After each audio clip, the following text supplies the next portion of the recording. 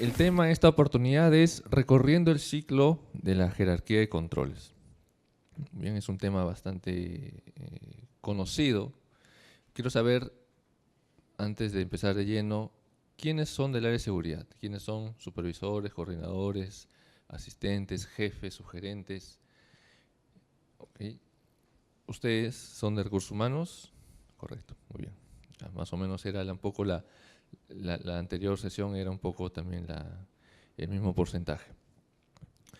El tema de jerarquía de controles es bastante conocido para personas, para profesionales que están en el área de seguridad y también para aquellas que no lo están, ¿no? Si yo preguntase, ¿cuál es esa jerarquía de controles? ¿Qué me podrían decir? Se empieza por eliminar, de ahí, sustituir, de ahí, control de ingeniería, ¿qué sigue? Controles administrativos, muy bien, y finalmente, EPPs, correcto. ¿De dónde viene esta jerarquía? ¿De qué documento la toman? ¿De qué norma la toman? OSAS dice acá.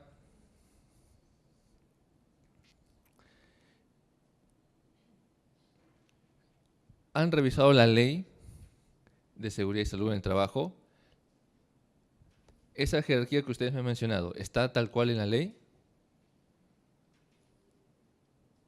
No, no es tal cual la ley. Es básicamente la misma que está en la norma OSAS. Y la misma jerarquía se ha conservado en la actualización, o en todo caso en la nueva norma, que es la ISO 45001. En la OSAS y en la ISO 45001 está esa jerarquía. O sea, ya tenemos dos referencias.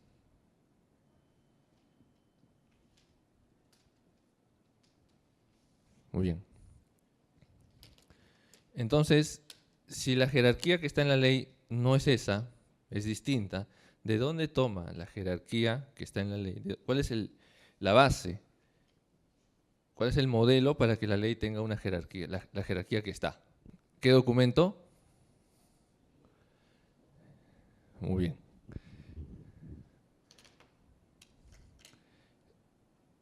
Directrices. Se les llama así, directrices ILO, International Labour Organization, directrices de la OIT. ¿De qué año? 2001. Si revisamos estas directrices, que se les puede enviar por correo, ¿no? Es un documento, es una base normativa a nivel internacional, hay una jerarquía que es muy parecida a la que está en la ley, pero falta un componente que viene del otro documento del cual se ha elaborado la ley nuestra. O sea, la ley peruana, la ley 29783, se ha elaborado en base a dos documentos. Uno de ellos es esta, las directrices de la OIT. ¿Cuál es el otro documento? ¿De dónde toma el texto la ley, aparte de las directrices de la OIT?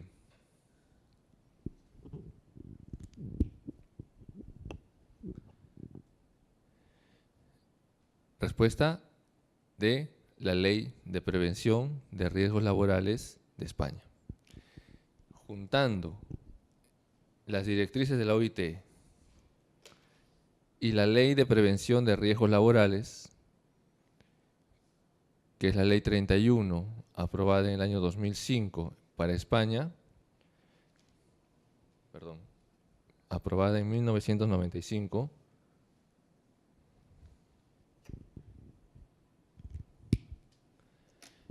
entre esas dos yo tengo el 99% del texto de la ley peruana, de la ley 29783.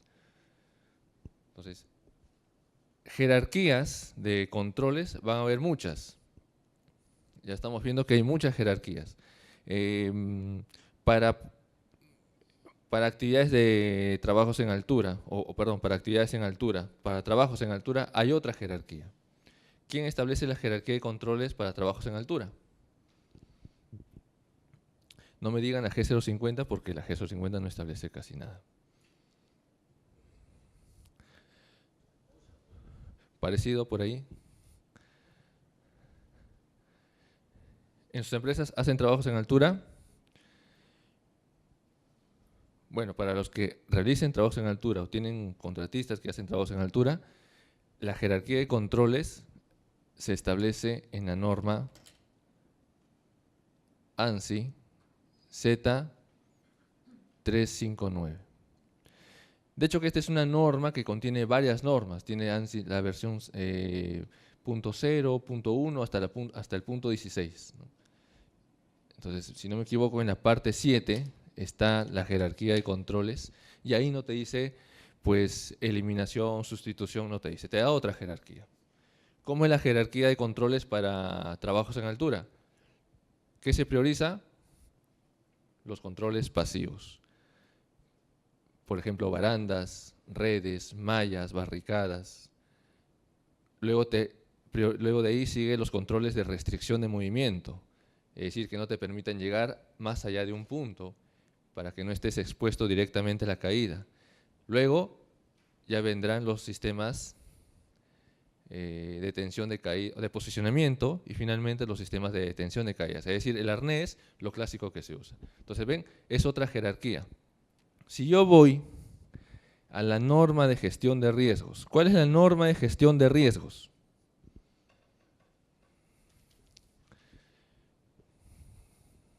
Es norma ISO, por si acaso. ¿Cuál es la norma que te habla de gestión de riesgos? La ISO 31000, muy bien, que ha sido actualizada este año. Ahí te dan una jerarquía, también te dan una jerarquía. Pero más que jerarquía, te dicen, mira, las empresas tienen entre estas opciones para poder controlar sus riesgos. O aceptas el riesgo, aceptar el riesgo, o simplemente rechazas el riesgo. Cuando aceptas el riesgo, estamos hablando de una oportunidad. Cuando rechazas el riesgo, estamos hablando de una amenaza. Te dice también modificar la probabilidad.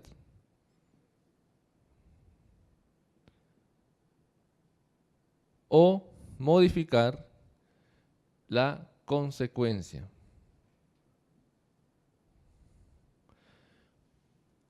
Y la última opción, compartir el riesgo.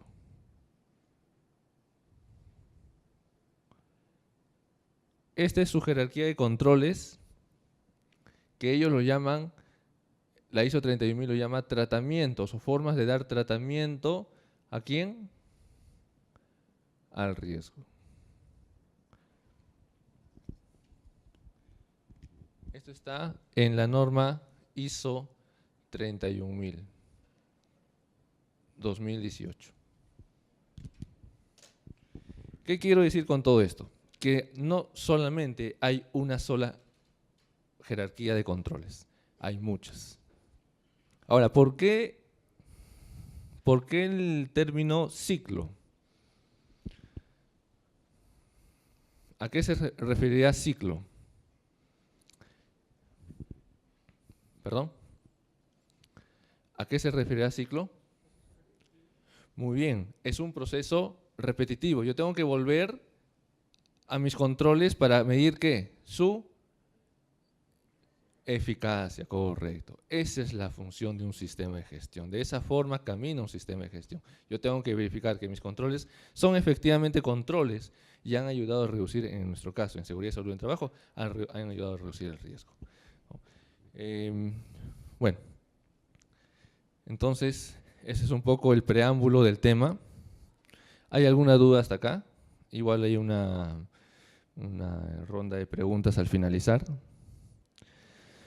Bien, esta es la agenda para hoy, un poco rápido. Las referencias normativas, otra jerarquía de controles que ya hemos mencionado, otra jerarquía de controles, la eliminación, la sustitución, que ya estamos entrando de lleno a la jerarquía clásica, si se podría decir, que está en las normas internacionales, tanto OSAS, que sigue vigente, como la ISO. Controles administrativos, ingeniería, controles administrativos, equipos de protección personal, un taller por medio de videos y la gestión de riesgos integral, con las conclusiones correspondientes a la sesión de hoy. Muy bien, esto es lo que indica la ley en su artículo 21.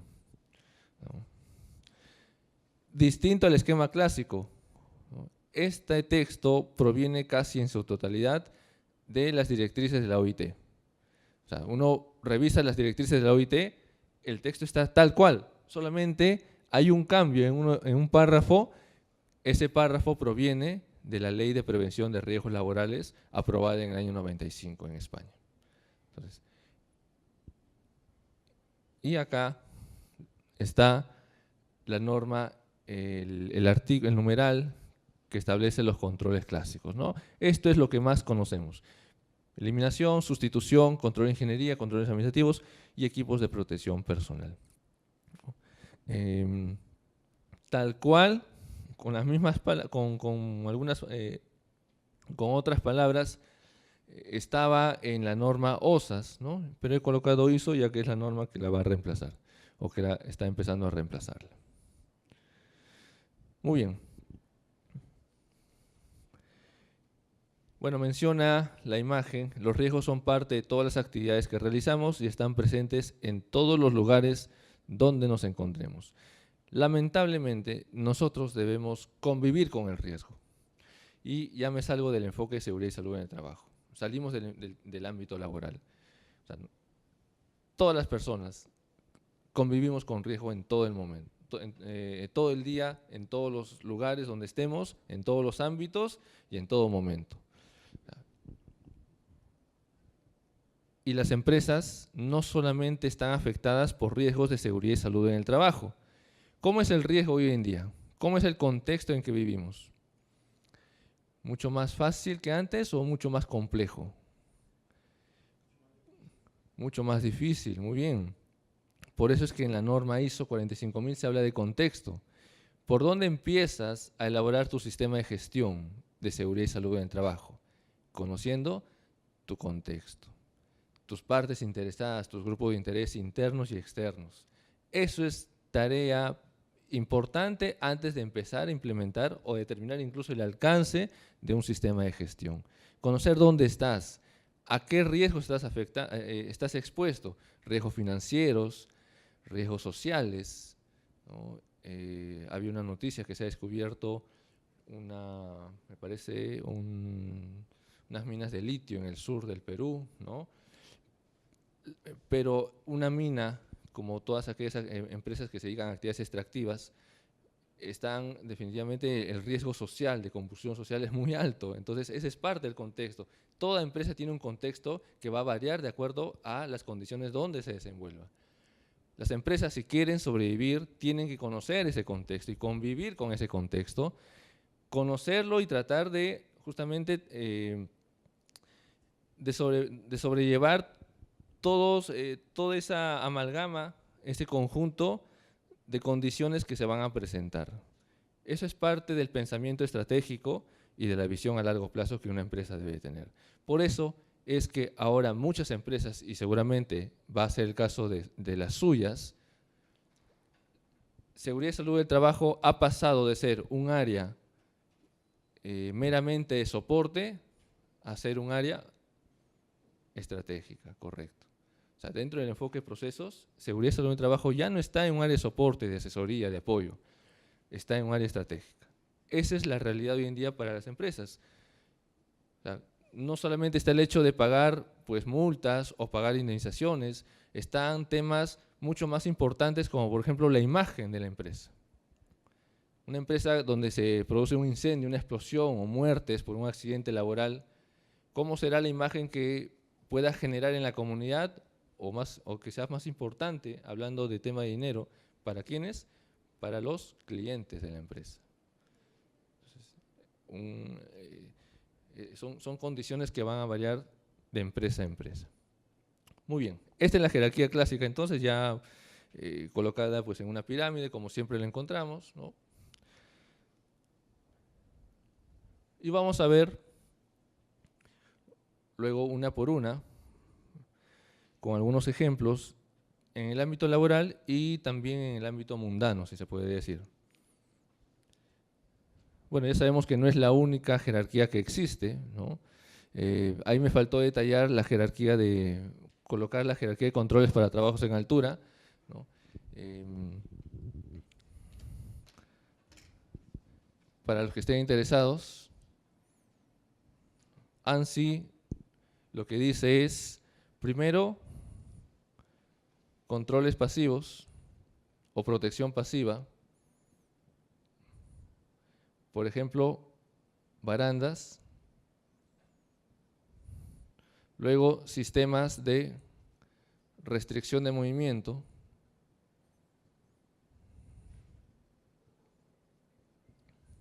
Luego,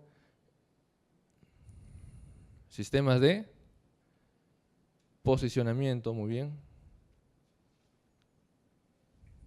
Y al último, perdón, falta una más, faltan dos más. Sistemas de o para detención de caídas. Y al último coloca controles administrativos, permisos, ATS, capacitaciones, etc. Esta es la jerarquía que en Estados Unidos se maneja para trabajos en altura.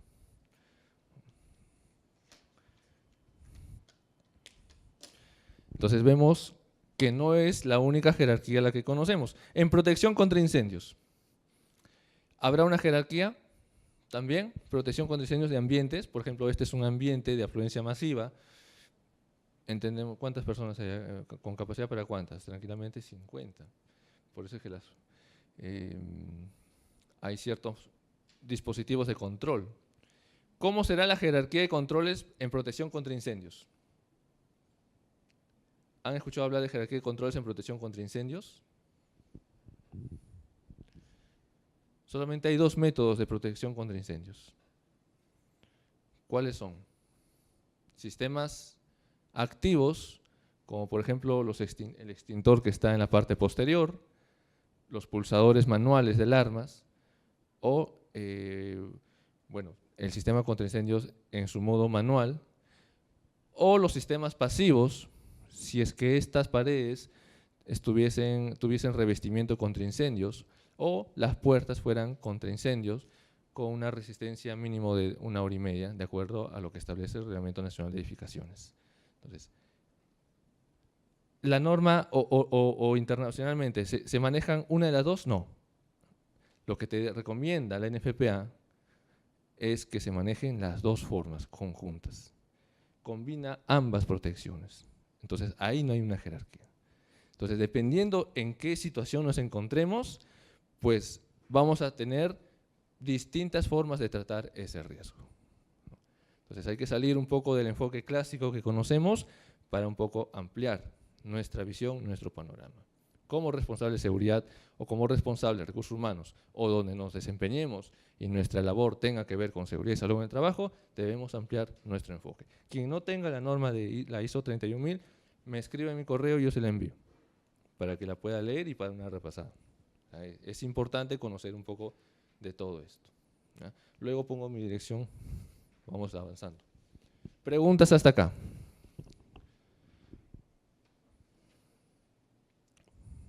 ¿Preguntas? Muy bien.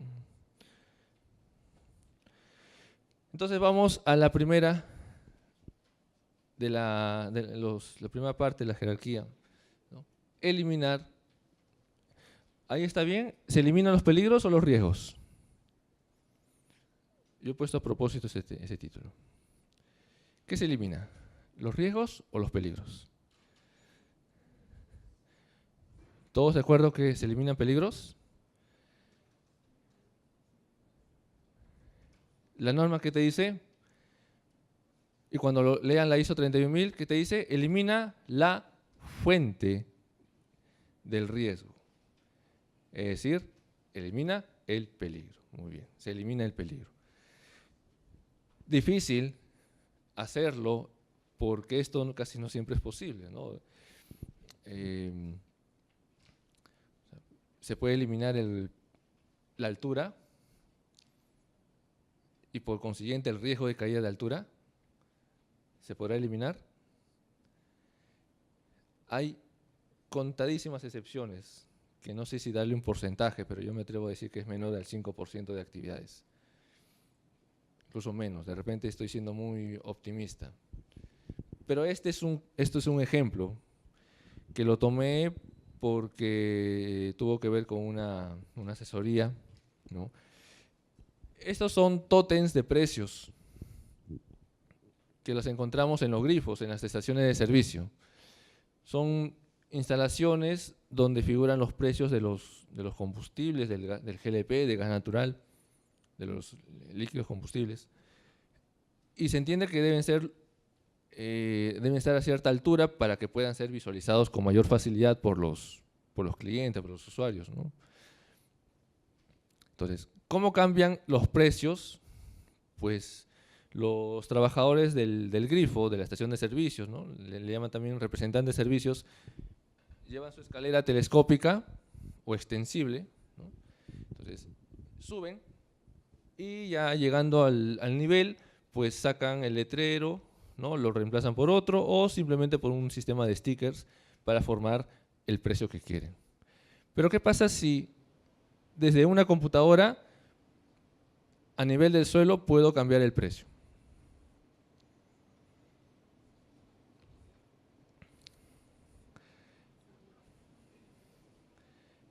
Desaparece la fuente. Desaparece la fuente. Ahora, me podrían decir, oye, eso cuesta dinero. Sí, pues es una inversión, ¿no? Es una inversión que ya la empresa considerará en su costo-beneficio, en su evaluación que hagan, pues si esto es redituable, ¿no? Pero seguramente debe ser que sí, porque cada vez veo más grifos con estos precios electrónicos o digitales, ¿no?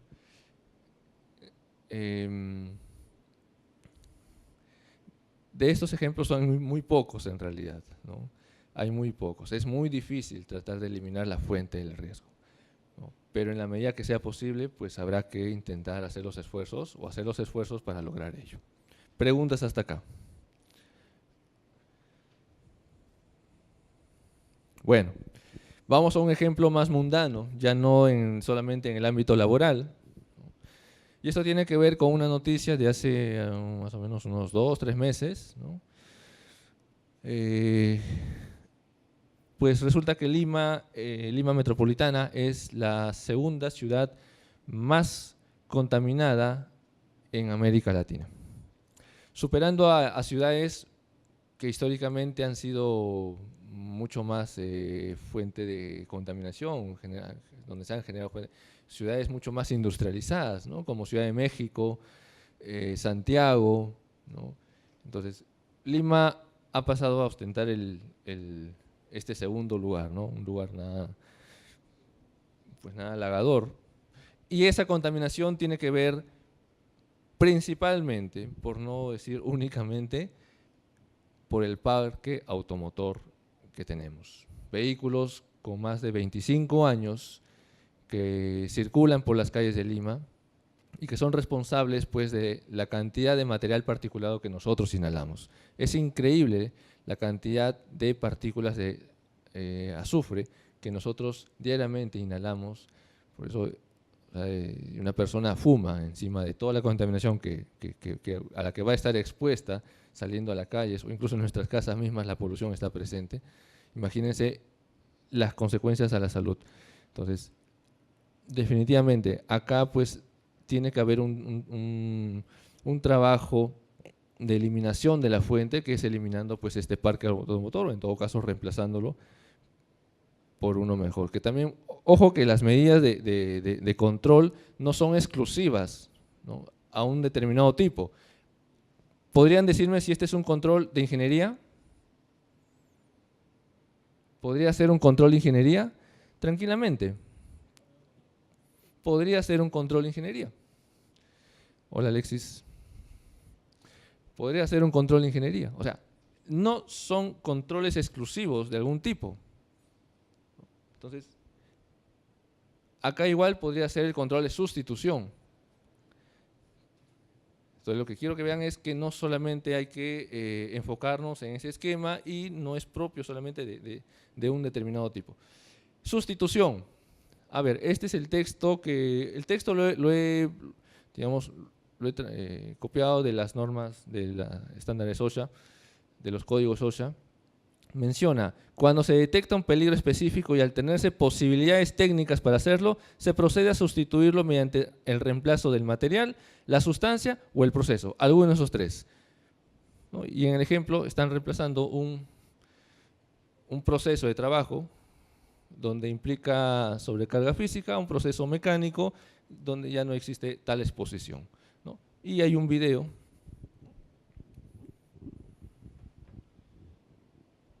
Permítanme.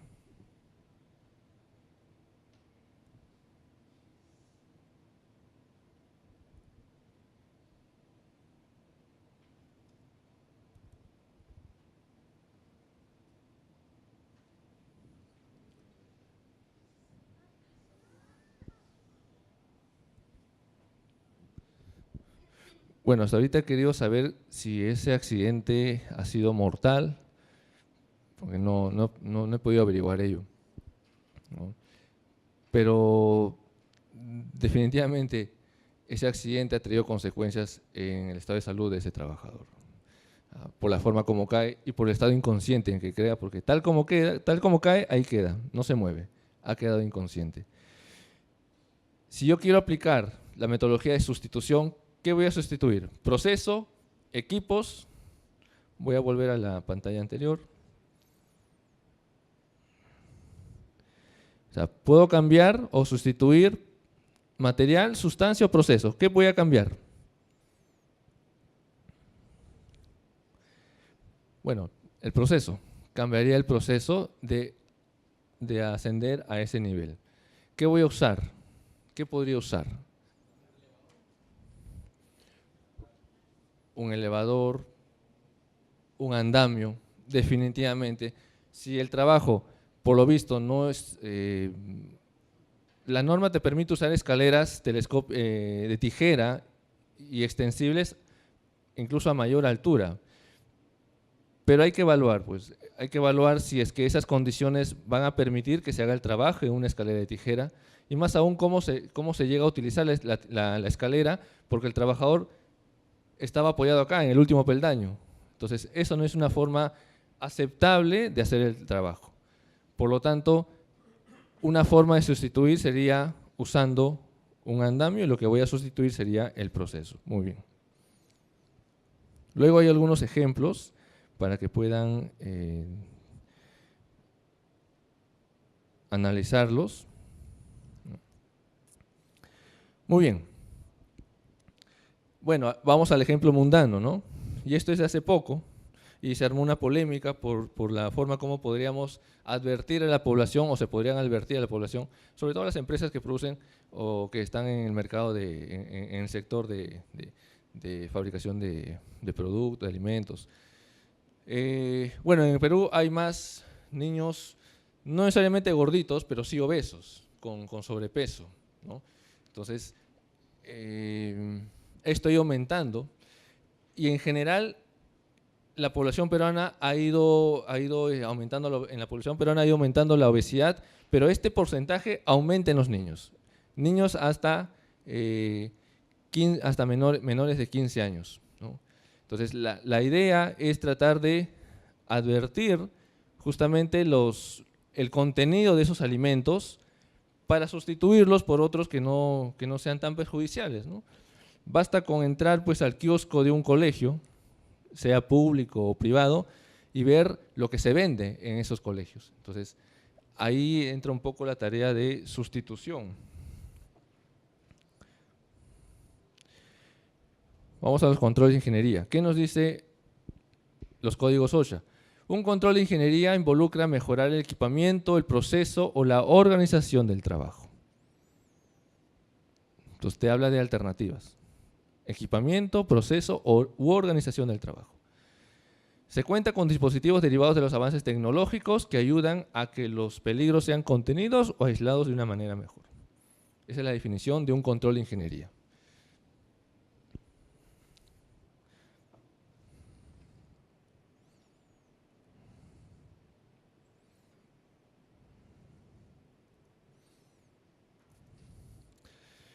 Veamos este video. Esta es una estación de servicios, un grifo, y se va a realizar una actividad que es común, ¿no? Es rutinaria, se podría decir, que consiste en el abastecimiento. Viene una cisterna transportando líquidos combustibles y se va a hacer el trasvase a unos tanques subterráneos, enterrados. Tanques enterrados. Antes de ello, el representante de servicio, el trabajador de la estación de servicios, sube a la parte superior de la cisterna para verificar que tenga los precintos, ¿no? Que esté precintado el compartimento y verificar el nivel a la que se encuentra el líquido que se va a abastecer o que se va a trasvasar.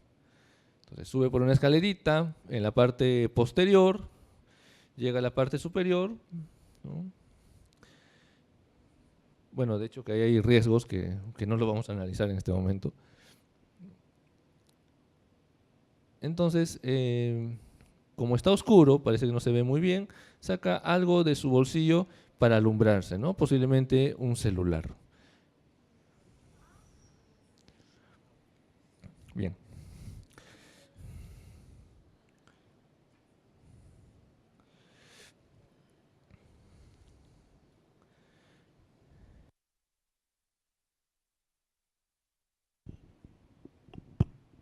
Ya. Entonces, lo que vamos aquí en donde vamos a aplicar el control de ingeniería sería en equipamiento, proceso o la organización. En realidad el proceso no va a cambiar. Lo que se va a cambiar es el equipamiento. ¿Con qué se va a equipar? Pues con algo que alumbre y que no genere la chispa, la energía, la estática, ¿no? el punto de ignición de una atmósfera inflamable. Entonces, para eso se utilizan dispositivos que sean pues intrínsecamente seguros, a prueba de explosión, certificado para atmósferas explosivas, ¿no? Este es un certificado europeo, o pueden ser UL, etcétera, etcétera. Ya existen esos dispositivos. Entonces, que en realidad no son exclusivos de un área clasificada como un grifo, ¿no? Imagínense que en casa ocurre una fuga de gas. Puede pasar. Probablemente, voy a redundar, antes era más probable que ocurra una fuga de gas también, porque de acuerdo a estadísticas del Cuerpo de Bomberos, era mucho más probable que ocurra una fuga de gas hace 5 años. ¿Por qué? Porque los balones, los recipientes conteniendo gas de 10 kilogramos, pues en su mayoría tenían la válvula antigua, la válvula denominada Fisher. Ahora existen las válvulas premium, que lo que hacen es hermetizar mejor el contenido del interior del recipiente, ¿no? Pero sin embargo hay una probabilidad de que ocurra una fuga. ¿Qué pasa si en casa ocurre una fuga de gas y es de noche?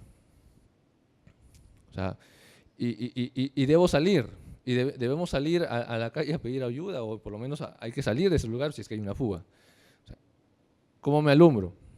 ¿No? Entonces, estas cositas que a veces no son tan comunes, pues sería bueno considerarlas, ¿no? Y respecto a las fugas de gas, ¿no? Ya trasladándolos a un ejemplo casero, ¿no? ¿Todos conocen este dispositivo? ¿Qué es eso? Un protector. Ah, ok, están viendo lo de arriba. Muy bien, un protector de enchufes, ¿no? Bueno, de enchufes no, de tomacorrientes. De tomacorrientes, ¿no? Es un dispositivo que sirve para evitar que los niños tengan contacto con la energía eléctrica contenida en dicha instalación. Y el de abajo, ¿cómo se llama esa cosita amarilla? Bueno, y celeste. ¿Cómo se llama? Es un protector, una cubierta. ¿Cómo le conocen? Un gas top. O a veces he escuchado que lo llaman un stop gas. ¿Ya? Gas top o stop gas. Lo que no saben, la mayoría de hogares en el Perú, es que esto debería comprar en el local de ventas de los balones de GLP. O sea, uno puede llamar a su local de venta, a quien le vende los balones, y decirle, señorita o señor, quiero también que traiga un gas top. ¿Cuánto es su precio? 10 soles. Si es que hay una fuga por la válvula, pues simplemente lo inserto y voy girando hasta hermetizar el contenido de la válvula, el interior, el GLP. Entonces, es otro control de ingeniería bastante sencillo, porque lo que hace es evitar justamente la generación de la chispa que pueda provocar la ignición de esa atmósfera inflamable.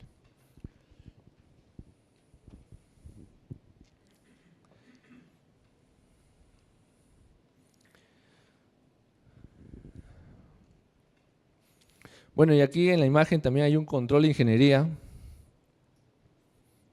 en la imagen de la derecha. ¿Qué es esto? Un rociador, muy bien, un rociador. ¿Para qué sirve un rociador?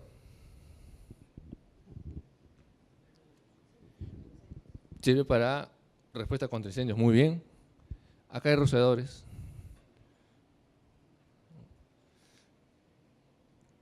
¿La finalidad del rociador será extinguir un incendio? No, muy bien, no es extinguir un incendio.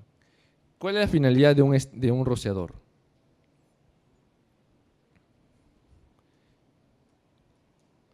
A ver, minimizar el incendio, tiene que ver por ahí. Correcto, muy bien. Protege la zona de evacuación. En todo caso, lo que va a permitir es justamente garantizar la evacuación del personal. Vamos a ver un video, ¿ya?, que lo vamos a cortar porque hay escenas poquito fuertes, del incendio más estudiado en toda la historia. Este incendio ocurrió en el año 2003 en Estados Unidos. Es, se podría decir, haciendo un parangón, la utopía de los gringos. Es como la utopía nuestra, ese incendio fue casi de las mismas características. Es más, las causas son similares. Una sola salida de evacuación, que ustedes la van a ver. No había señales de emergencia, luces de emergencia. No había señalética. No había rociadores, ¿no? Y se utilizaron fuegos artificiales en un estrado, en un escenario hecho de material altamente combustible. La discoteca se llamaba The Station.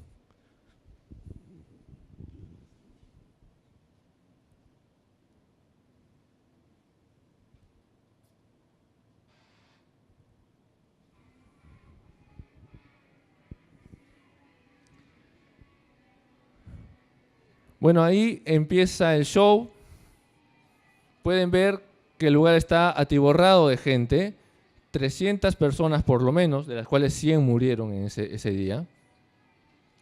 Empieza el show, ven los fuegos artificiales y ya se empieza a prender. Ya pueden ver el fuego detrás. Entonces, hay una cámara, hay un asistente que está filmando y que se da cuenta y empieza a retroceder, ¿no?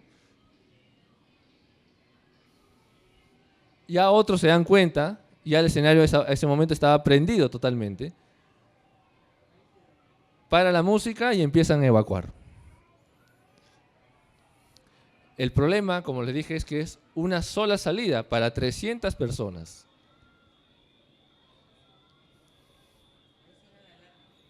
Ahí suena la alarma.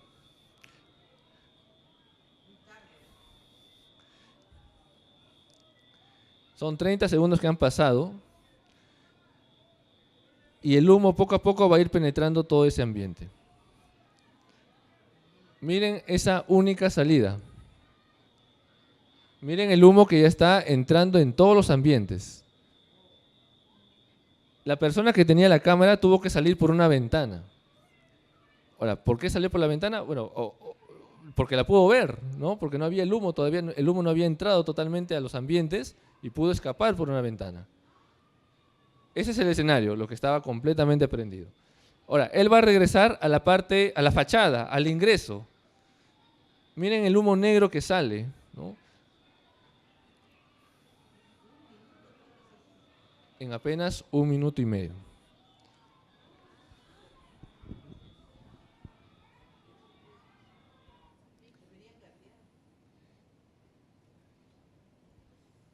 Bueno, ahí corto el video, porque lo que se va a observar es que esas personas que están ahí en la puerta forman un corcho humano y no van a poder salir. Lamentablemente ahí se van a quedar y van a morir quemadas dentro de unos minutos, ¿no? Muy bien. Por cierto, a partir de ese incendio en Estados Unidos se obliga a que todos los lugares de asistencia masiva, teatros, cines, discotecas, sala de conferencias como esta, tengan rociadores, ¿no? Ahora, si ustedes me preguntan, ¿por qué se quemó el Larcomar? Bueno, es que el Larcomar se construyó antes que saliera el Reglamento Nacional de Edificaciones, que recordemos se aprobó en el 2006, ¿no? Entonces, este es un avance tecnológico, este es un control de ingeniería que se emplea hoy en día y es aceptado mundialmente. Bueno, y un mito respecto a los rociadores es que muchos dicen que son caros, ¿no? Y en realidad no son más caros que los gabinetes contra incendios, pero ese ya es otro tema. Controles administrativos, que es lo que sigue en la escala, voy a poner acá.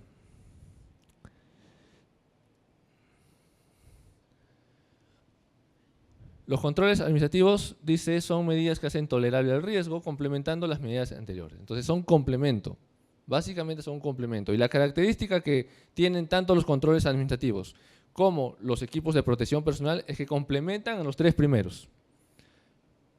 No son, por lo tanto, netamente un control mismo, sino son más que todo complementos o acompañantes de los 3 primeros. Esa es la naturaleza. Aquí está pues señalización, capacitaciones, permisos de trabajo, documentación, etc. Y finalmente, el uso de equipos de protección personal, que al igual que los controles administrativos son meramente acompañantes o complementos de los 3 primeros controles. Entonces podríamos, en realidad nuestra jerarquía de 5 controles es una jerarquía de 3 controles. ¿Por qué es un complemento los EPPs? Porque ellos van a actuar una vez que ocurre el accidente. La naturaleza del EPP es que va a actuar cuando ocurre el evento, cuando ocurre el accidente. Si no, pregúntenle a esta persona. Tranquilos que no hay videos fuertes, ¿no?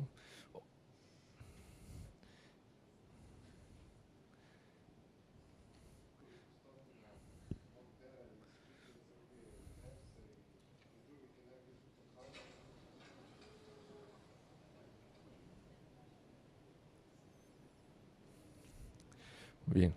El que estaba hablando era un ministro de Serbia, bueno, no sé de qué cosa, de qué ministerio, ¿no? Y estaba pues en estos lugares donde hay hielo es un bosque, una especie de área verde, pero está congelada, ¿no? Temperaturas muy bajas, y literalmente el casco lo salva de morir. Si bien cierto, lo salva el casco y los EPPs tienen una función de proteger, ellos lamentablemente solo van a actuar cuando el evento ocurre. El casco ha actuado cuando ya se produce la caída del hielo, que es el evento, que es la fuente de todo. Esa es la limitación. Por eso es que la norma te dice, bueno, el código OSHA te dice, son complementos de los 3 primeros. Entonces, la situación que se ve en las empresas es que se prioriza el tema de EPPs, ¿no? Toma tu casco, toma tus guantes, toma tu respirador, y a veces ni siquiera se le enseña cómo usarlos, cuando hay otras maneras de poder mitigar los efectos en el trabajador o en todo caso la exposición.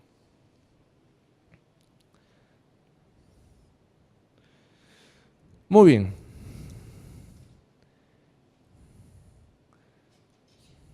Salud.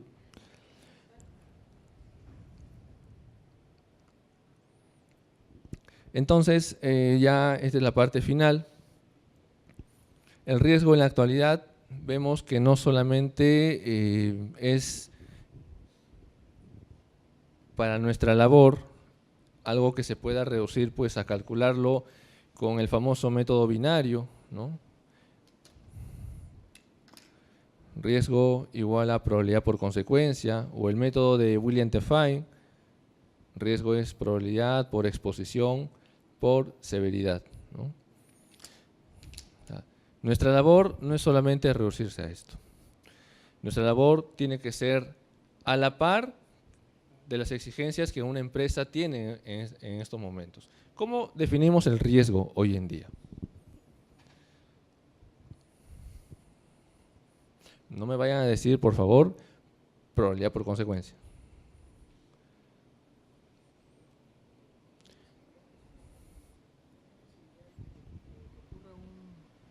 A ver, es la posibilidad de que ocurra un suceso o evento que pueda dañar a la persona, o material o proceso, ¿no?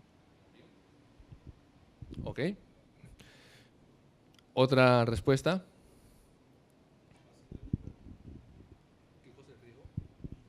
O sea, haciendo el análisis de cada uno de los puestos que desempeñan en tu organización, mediante la evaluación de hiper, puedes identificar cuál es el nivel de riesgo que tiene cada puesto de trabajo, ¿no? Muy bien, muy bien. Correcto. Definición de riesgo. A ver, acá hay una. Bueno, el riesgo podría considerarse como la probabilidad de que el peligro se materialice y ocasione un daño a la persona, empresa o material. Perfecto. Entre los tres han dado la definición de lo que es riesgo, pero solamente en el ámbito de seguridad y salud en el trabajo. Ustedes como profesionales deben salir del ámbito meramente de seguridad y salud en el trabajo, SST o SOMA, como se llama el área, y ser profesionales integrales, cuyo ámbito, cuyo panorama se amplíe. ¿Cómo se define el riesgo hoy en día? En las organizaciones. Lo voy a colocar acá.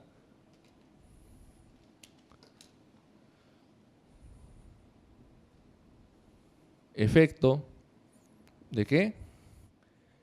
Muy bien, de la incertidumbre.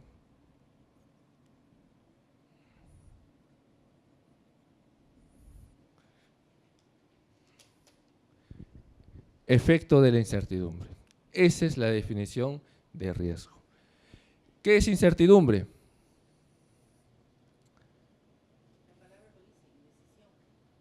Indecisión, ya, muy bien. Muy bien, correcto, no saber qué va a pasar. ¿Le conviene a la empresa tener mayor incertidumbre respecto a la seguridad y salud en el trabajo? No. Lo que le conviene a las empresas es tener la menor incertidumbre posible. No saber si va a ocurrir un accidente hoy o va a ocurrir un accidente mañana, si este accidente en caso ocurra va a ser mortal o va a traer consecuencias graves o va a generar un incendio o una explosión. Esa incertidumbre no le conviene a la empresa, hay que bajarla. Y la evaluación de riesgos, como dijo nuestro colega, es la mejor alternativa. ¿Alguien sabe cuáles son las partes de la evaluación de riesgos? Las resumo brevemente. La norma ISO 31000 establece una secuencia. ¿Por dónde empiezas? ¿Por dónde empieza la evaluación de riesgos? Antes de eso,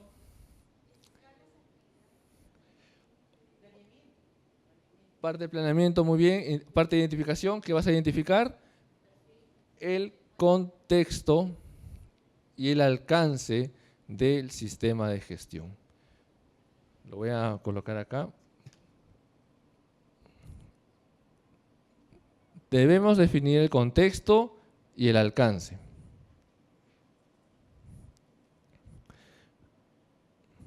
Luego vamos a identificar, la norma te dice así, identificar el riesgo o la fuente.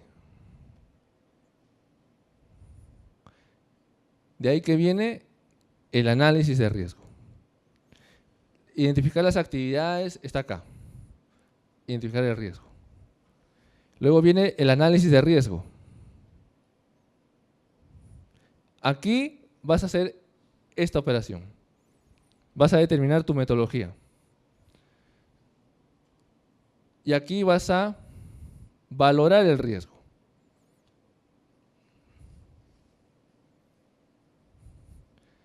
En esta parte, tú vas a determinar si tu riesgo es tolerable,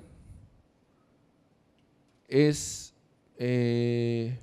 medio, es importante, estoy poniendo un ejemplo nada más, o es intolerable.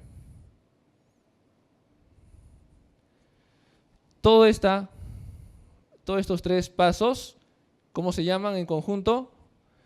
Evaluación del riesgo. Y termina con el tratamiento del riesgo, que es de lo que estamos hablando. Entonces, y recuerden una cosa, que cuando hablo de efecto de la incertidumbre es sobre los objetivos estratégicos de la organización. Y un objetivo estratégico de la organización va a ser producir o entregar sus bienes, pero sin accidentes de trabajo ni enfermedades ocupacionales. Esa es la labor que les corresponde hoy en día. Mucho más difícil que 15, 20 o 30 años antes. Y ese es el desafío para todos nosotros.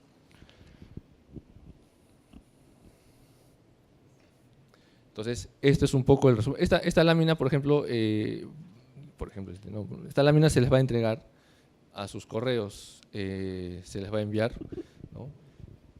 Para que no estén copiándolos. Creo que debí decirlo antes, ¿no? Disculpen la omisión. Bien, antes de dar con las conclusiones,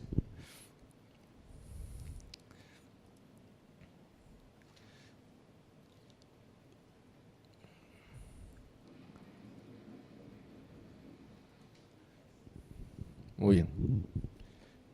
A ver. Este video se tomó en el último fenómeno del niño costero. Entonces tienes un escenario. Esta persona quiere llegar a la otra ribera, al otro lado del río. Pero es un río que está creciendo cada vez más. ¿Qué creen que pase? ¿Pasa o no pasa?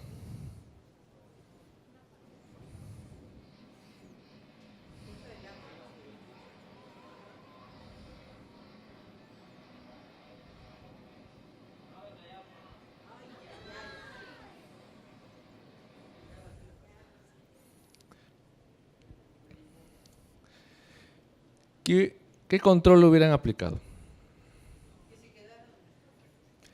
¿Y eso qué es? Evitar o rechazar el riesgo. Porque la pérdida es muy grande, es la vida. Entonces no puedes asumir ese riesgo. Entonces, lamentablemente esta persona ya no se le vuelve a encontrar, o sea, se le encuentra ya muchos kilómetros abajo.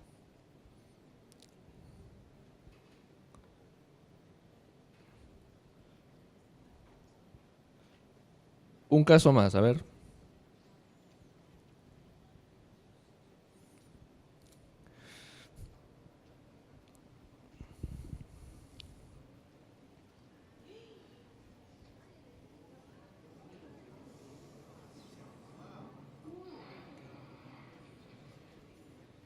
Ya terminé, no es mucho, no es mucho, ¿no? Ya lo dije todo.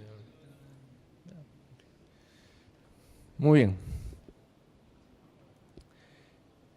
¿Qué controles se hubieran aplicado? Pero, ok, es una medida de control, ¿no?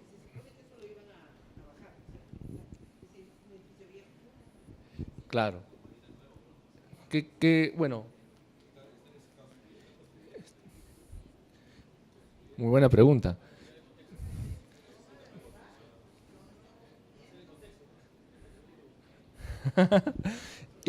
Si lo estuviera demoliendo, ¿qué controles hubieran aplicado? De la jerarquía. ¿Qué hubieran hecho?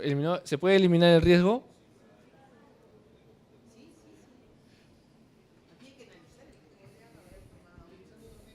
Correcto, muy bien. Cambiando o sustituyendo el proceso de demolición.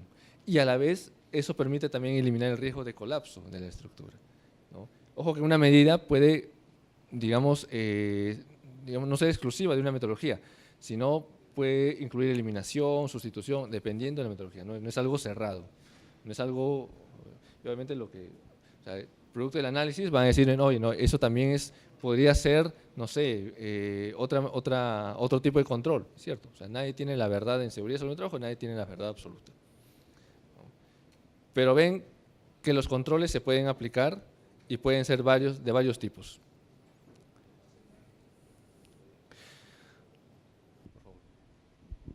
Sí, tengo una consulta.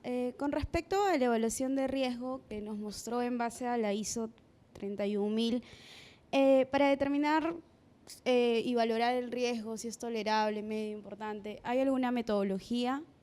Algo así como el riesgo en seguridad y salud en el trabajo, ¿no? La metodología que nos da la norma peruana. Muy bien. La norma ISO 31000 se llama Directrices para la evaluación del riesgo. ¿Tiene metodologías? No te dice metodologías, pero trabaja de la mano con otra norma, la ISO 31010. La ISO 31010 contiene 31 metodologías para evaluar el riesgo.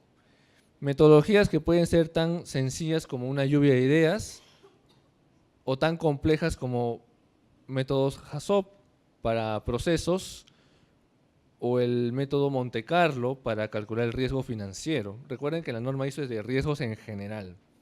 Y están los métodos estadísticos probabilísticos que ahí pertenecen nuestros famosos métodos binarios y trinarios, ¿no? A ese rubro pertenece. Correcto. También tengo la ISO 31010, ¿ya? Para que la puedan consultar. Ahí hay 31 metodologías explicadas de tal forma que, bueno, se puedan entender y aplicar, ¿no? Un ratito, por favor.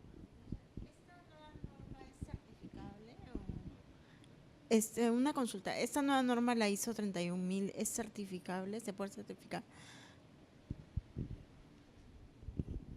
La ISO 31000 es una norma que no se certifica. No es certificable, o sea, no se va a pasar una auditoría de certificación, pero sí lo que se puede pasar es una auditoría de conformidad. Es decir, ustedes pueden ir a una casa certificadora, no menciono nombres, ¿no?, para solicitar una auditoría de conformidad para ver si es conforme la gestión de riesgos en sus empresas con los requisitos que establece la norma ISO 31000. Eso es lo que puede pasar. Entonces sirve para, de repente, ante un cliente decirle, mira, yo gestiono mis riesgos de acuerdo a la norma ISO 31000, que es aceptada internacionalmente. Muy buena pregunta. Ahora usted, por favor, disculpe. Era el nombre de la RPEIS. Riesgo igual a... ¿Acá? ¿Esto? Ah, ya. No, estos son ejemplos de evaluación, ¿no? Riesgo es igual a probabilidad por consecuencia, el método binario, que tuvo su antecedente en Frank Beer, y el riesgo es igual a probabilidad por exposición por severidad.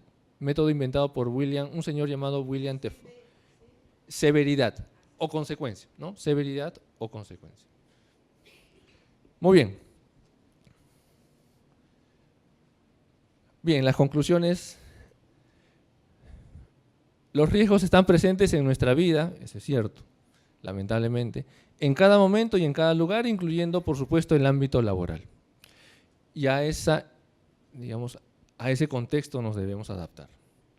Cada decisión de nuestras vidas tiene un riesgo inherente. La jerarquía de controles se usa para priorizar las acciones para los riesgos ocupacionales, pero siempre deberá verificarse su eficacia. Por eso el término ciclo de los controles. Y finalmente, las organizaciones deben aprender a convivir con toda clase de riesgos de tal forma que no se afecten sus objetivos organizacionales. Por ejemplo, la gestión de riesgos, ¿no? Ayuda en eso. Y recuerden que la nueva norma ISO 45000 ya ha borrado el término acciones preventivas. Se sigue conservando o se conserva aún el término acciones correctivas y solicitudes de acciones correctivas. Pero acciones preventivas ya no está. ¿Por qué?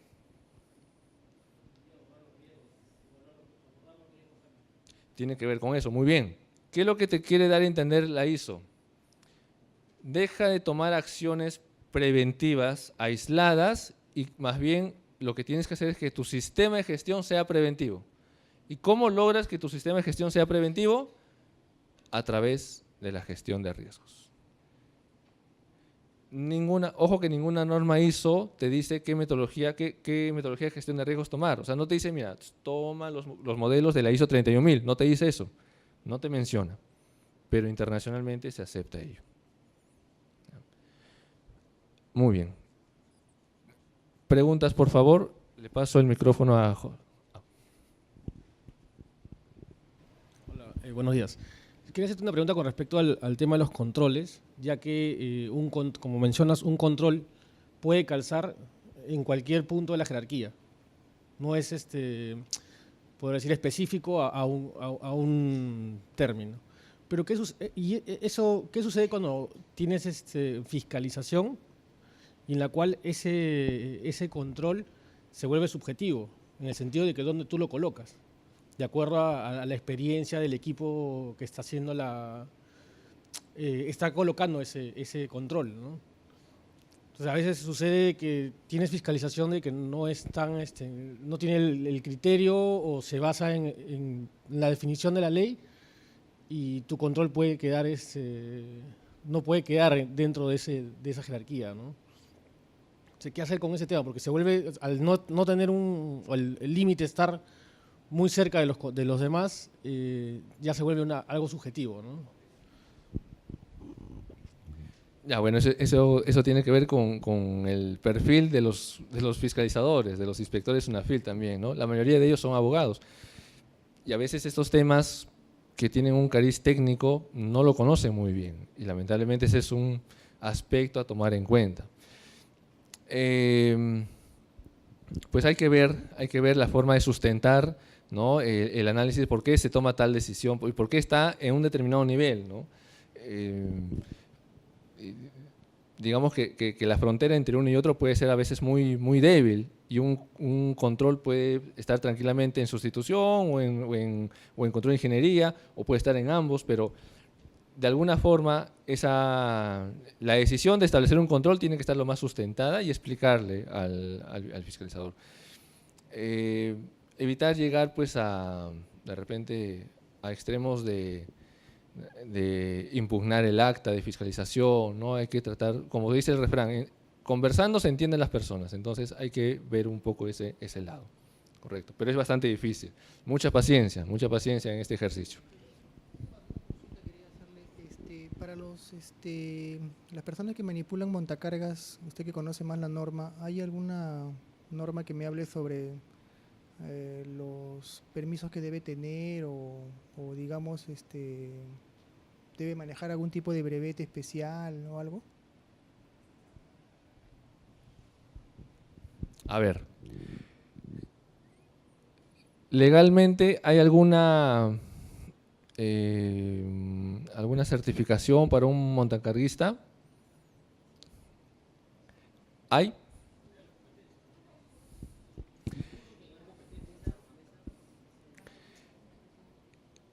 Esos controles administrativos van a ser propios de cada empresa, principalmente. Tú en base a, digamos, las competencias que quieres lograr en tus montacarguistas, estableces un perfil. Y si no lo tienen, pues vas a complementarlo con capacitaciones o con la formación que pueda complementar eso. De todas formas, tú determinas tu estándar. Cada empresa determina su estándar. Muchas cosas en el Perú no están normadas, pese a que lo que más hay son leyes, ¿no? correcto. Es un equipo igual que una…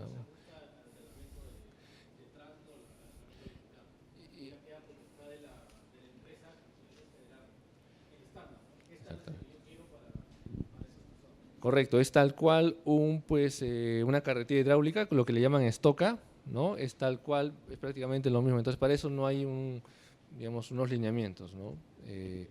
Vas a tener que establecer tú los estándares, pero con el criterio y con la capacidad que tú esperas a lograr en tus competencias, que aspiras a lograr en tus trabajadores. ¿Alguna otra? Bueno, mi consulta está justamente relacionada al tema de montacargas. En mi organización estamos viendo el tema de los monitoreos, ¿no? Bueno, según las personas que nos están cotizando, nos indican para el tema de montacargas se debe hacer un monitoreo vibracional para los montacarguistas. Pero yo realmente no sé si me lo están ofreciendo por sacar un dinero extra o porque realmente es necesario. Lo digo esto porque mis montacarguistas no están máximo 1 hora al día haciendo esa acción, ¿no? Entonces realmente quisiera que me pueda, no sé, dar alguna luz de esto. ¿Quién te está solicitando el monitoreo? ¿O te lo están recomendando? No escuché. Ah, ya, ok. Bueno, a ver. ¿Dónde estará contemplada la obligación, si lo vamos a decirlo así, o en todo caso la probabilidad de efectuar algún control, como el monitoreo ocupacional? ¿Dónde va a estar? ¿En qué documento? En que ustedes lo hacen. Correcto, en su matriz de indicación de peligros y evaluación, partiendo de ahí. Entonces, y probablemente el diagnóstico que se haga de esta actividad va a arrojar luces sobre si es necesario o no un monitoreo de riesgo ocupacional basado en agentes vibracionales, ¿no? Entonces, ese es, digamos, eso lo determina la empresa al final. O sea, no va a venir una empresa a decirte, efectivamente, puede ser por ofrecerte sus servicios, ¿no? Pero no es necesario. Eso lo vas a determinar tú. Y Sunafil te va a preguntar, oye, ¿y por qué no has hecho monitoreos? Ah, porque hemos hecho un diagnóstico y en base a ese diagnóstico, ese análisis, pues salió que no era necesario. Y hay una base legal para hacerlo. Nadie te puede obligar a hacer un monitoreo de algo que no tienes, en verdad.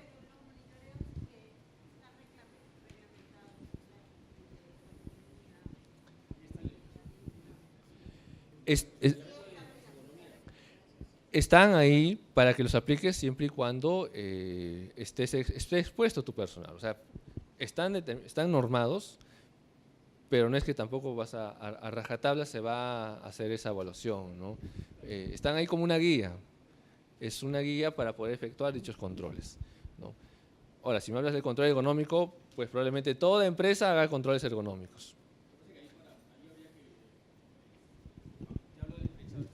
De la experiencia nuestra, ¿no? Que también tenemos operación con montacarga. Con el servicio de médico ocupacional definimos igual la frecuencia, que la frecuencia es muy baja la que tenemos nosotros, pero para poder sustentar a la autoridad tienes que hacer ese monitoreo de línea base, por lo menos el primer monitoreo, y ellos evalúan, los higienistas definen con la frecuencia, con la medición que hacen, la exposición que tiene, definen que cada cuánto tiempo deberías hacerle un monitoreo por la frecuencia que tiene, ¿no? Entonces, no es que todos los años tengas que hacerlo. Perfecto. Muy buen aporte que igual podría aplicarse a la exposición que se tienen. Bueno, hay que tener cuidado también en los servicios que se ofrecen por ahí, ¿no? ¿Preguntas, por favor?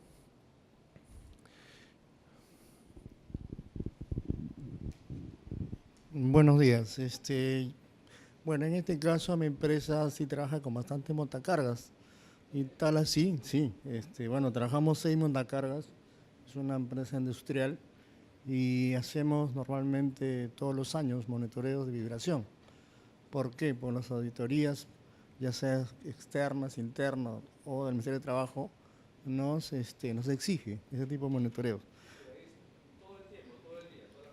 Sí, todo el 24 horas, ¿no? En este caso sí tenemos esto, inclusive se llama mantenimiento. Bueno, tenemos 4 montacargas propias de la empresa, adicional tenemos 3 alquilados, o sea, 7 a 8 montacargas permanentes, ¿no? Ujú. Así es. Una pregunta, bueno, el tema de riesgos, tengo entendido que las empresas aseguradoras enfocan bastante sobre ese tema, ¿no? ¿Por qué? Porque de acuerdo al riesgo que presenta la planta, son contratos, bueno, que hacen cada cierto tiempo, vienen a evaluar la planta, en el tipo de riesgo que termine, ¿no? Quisiera que me den un alcance sobre este tema.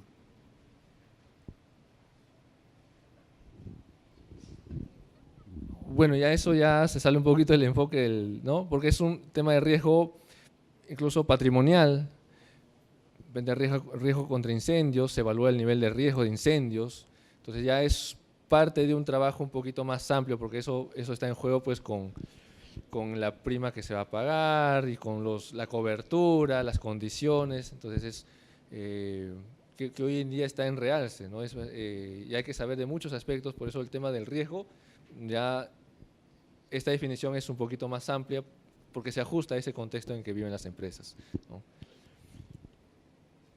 ¿Alguna otra pregunta? ¿Alguna inquietud? Ahorita coloco mi dirección de correo para enviarle las normas que he hablado. Me hacen acordar porque a veces la memoria es frágil. Muy bien, si no hay más preguntas, entonces hasta aquí llega mi participación. Muchas gracias.